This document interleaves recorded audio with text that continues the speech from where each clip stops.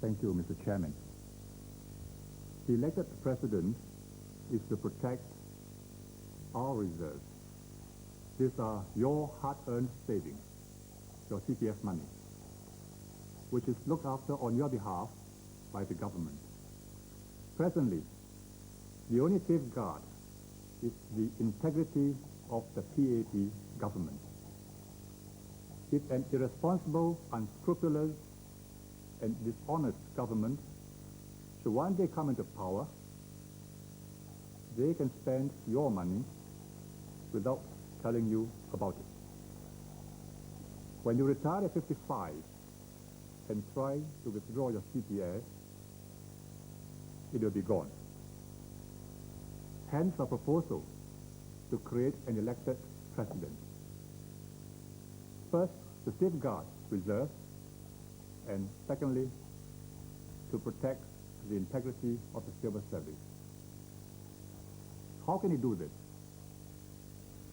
The elected president must consent if the government wants to spend reserves which it itself has not accumulated. To make certain key appointments, for example, appointments to members of the Public Service Commission or judges of the Supreme Court. The elected president will have the custodial powers to say no in these two key areas, and the moral authority to block the elected government, again in these two areas. He will not have the right to initiate policies himself, even in these two areas. Be given any powers in other unrelated areas,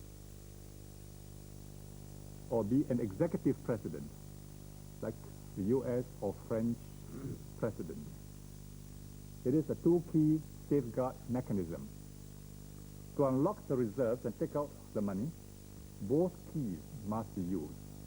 The Prime Minister and his cabinet hold one key, and the President the other. The veto powers over key appointments are necessary to protect the judiciary, the SAS, and other key institutions from political corruption, to prevent an unscrupulous government from packing the Public Service Commission or the MAS with corrupt appointees who will do their bidding and spend the reserves secretly without telling you or even the elected president. The opposition have claimed that the elected president's proposal is designed for Mr. Lee Kuan Yew. In fact, the PM has told the cabinet that he was not interested in the job. He wanted to say this publicly. I have told him not to do so, because I know that there are many Singaporeans who would like him to be the first elected president. And anyway, he should not close the option, because I believe he has a lot to contribute to Singapore even after he has stepped down as Prime Minister. He is a national resource. The elected president proposal is a major change in the Constitution. That's why the PAP wants it to be thoroughly discussed and debated and endorsed by Singaporeans. The government has been thinking about this, about how to safeguard your reserves, since 1982.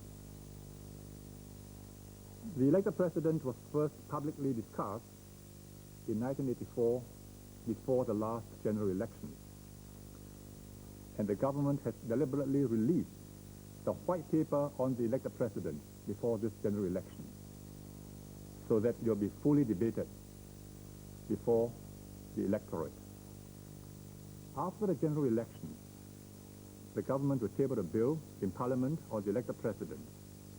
The proposal will be put to a select committee so that more views can be heard. I do not believe in government by referendum.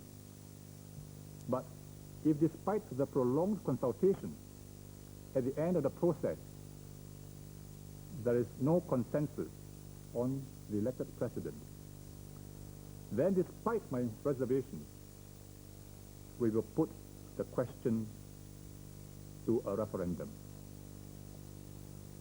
In 1984, both Workers' Party and SGP campaigned on the platform of denying the PAP a two-thirds majority so that it could not amend the Constitution to create an elected president.